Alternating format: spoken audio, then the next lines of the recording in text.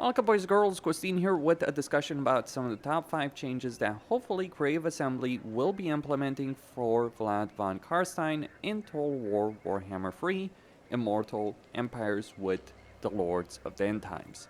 This has been a long time coming. The vampire counts are the only race, I think, in the game that hasn't been updated since its implementation in Warhammer 1. Now, for what it is worth, it is a race that has managed to maintain its relevancy in the current meta. In fact, in Warhammer 3, they are at the strongest point that they have ever been, from my perspective. This is largely due to the changes of corruption, as well as how the game functions from a diplomatic standpoint, because that is the main strength of the vampire counts, that diplomatic capability. And for Vlad, his situation is actually pretty good, all things considered. He starts with Vision, with Musalon, and with Kemmler, and he can potentially confederate both of them from a distance. That is pretty good. What I do believe Vlad should get as one of the first changes is something leaning into that diplomatic role of his.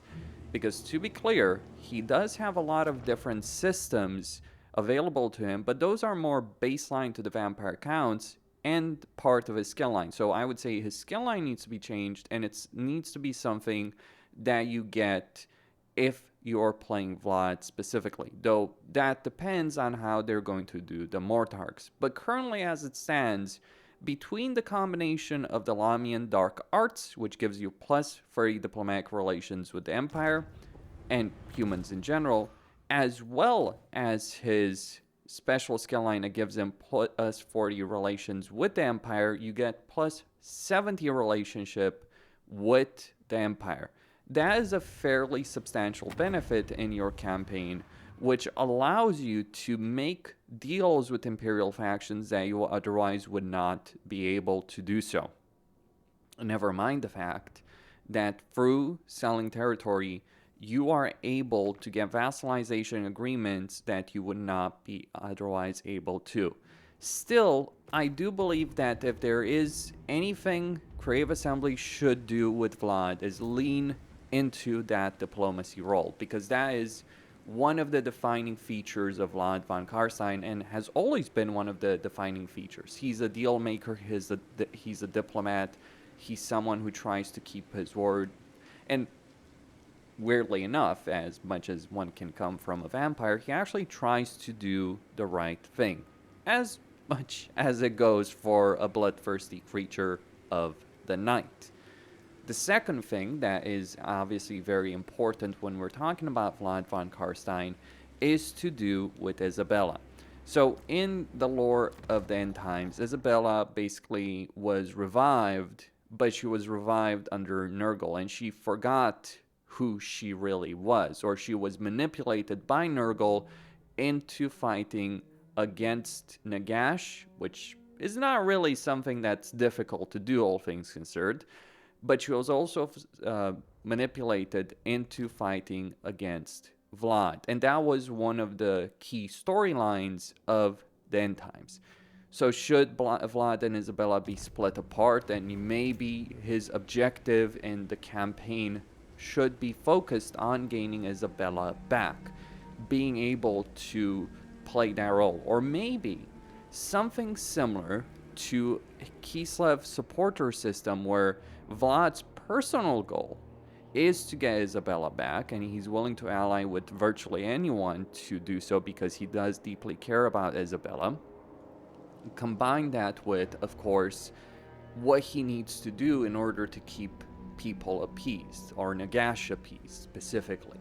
Because Nagash gives Vlad a significant amount of leeway in a way that others don't get, not Arkan, not Manfred. And that's because Nagash does actually understand Vlad's loyalty is something to be valued. And even when Nagash values something like that, and he does value it in Arkan, he does value it significantly in Vlad. When Nagash understands that specific point about a person, if we want to call Vlad a person, I guess he technically is, whatever you might want to define him as, when Nagash himself understands that about someone, then you understand that should be a core mechanic about that person. So, like, obviously, the second big change should be the split between him and Isabella. Maybe Isabella has her own campaign where she's under Nurgle. Maybe her specific campaign is about breaking away from Nurgle if she wants, or staying under Nurgle, whereas with Vlad, it's trying with every opportunity to get Isabella back. And who knows how that would be. I think an idea of how that could work would be tied together to some mechanic where you could have multiple legendary lords in an army, because it would make sense. Or if you confederate or gain the other one back, like if Isabella decides to go back to Vlad, then yes, Vlad becomes the faction leader and all that, but she is the one, the legendary lord, and he's the legendary hero. Currently similar to how it is right now. It just would be different in how they start their respective campaigns. And that would be a really big feature to have in such a campaign.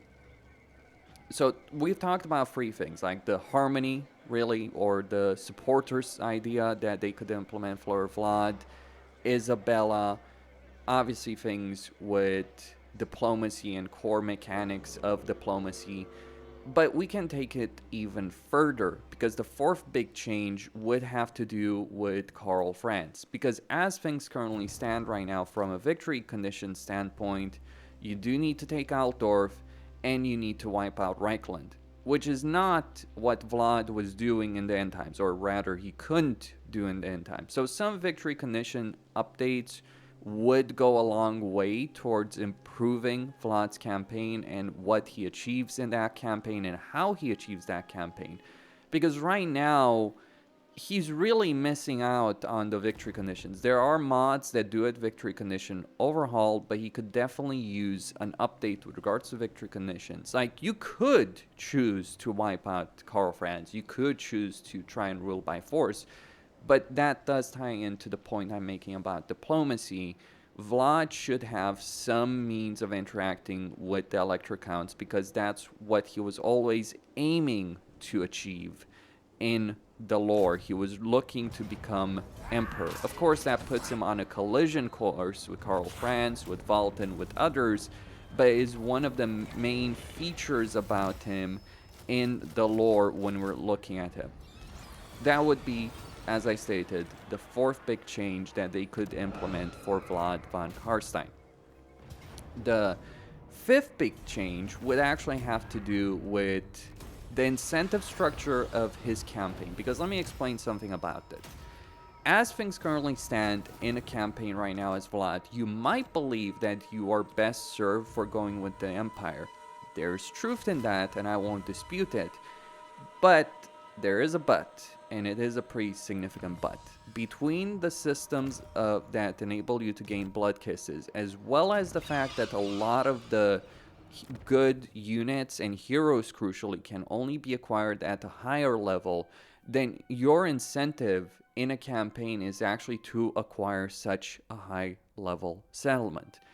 And because the dwarves can actually hard counter, and Zufbar is always an annoyance that's just right there willing to come and get you, then what you're really focused on achieving and what the game incentivizes you to do is deal with the mountain situation. Neferata, if they add her in Silver Pinnacle, that's going to push that incentive structure further, because as things currently stand, you can wipe out Zufbar before they become an issue, then take Ron Peak and sell that territory to Ungram and make him a vassal, and thus win the campaign. But we can go even further with that specific outcome.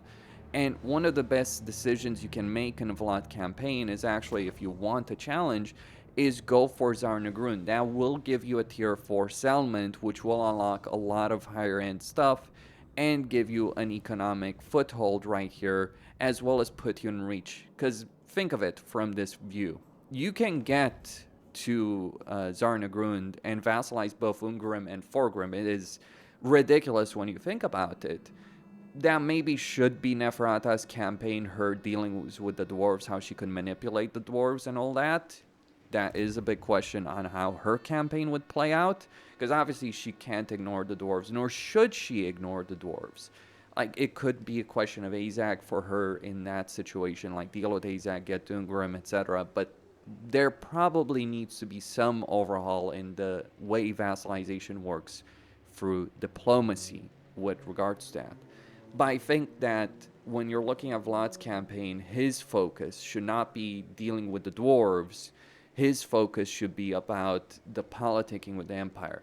And maybe if he gets along well with the Empire, maybe the dwarves like him more, and thus they're less likely to attack him, because that would allow you to focus on the tide of chaos that is coming in from the north.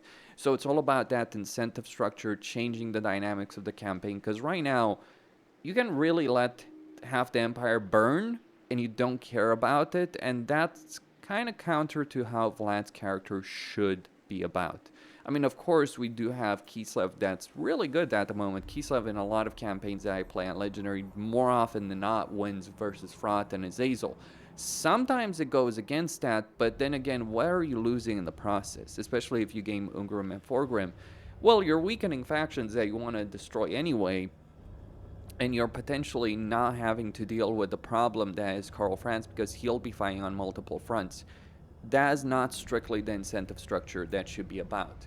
Though maybe his focus in a campaign should be like kind of a warden of Sylvania, because Nagash wants to move the Black Pyramid there, and that should be what Vlad is preparing for, preparing Sylvania for Nagash's arrival. Then we also have to talk about the bastion that Gelt created around Sylvania, and Vlad's relationship with Gelt. There's a lot of different possibilities in this campaign, a lot of different choices that Creative Assembly could make, but you got to consider how Vlad's relationship with Gelt played an important role in the end times, how his relationship with Isabella, Nagash, Karl Franz, or Valta, or Sigmar really played a pretty important role.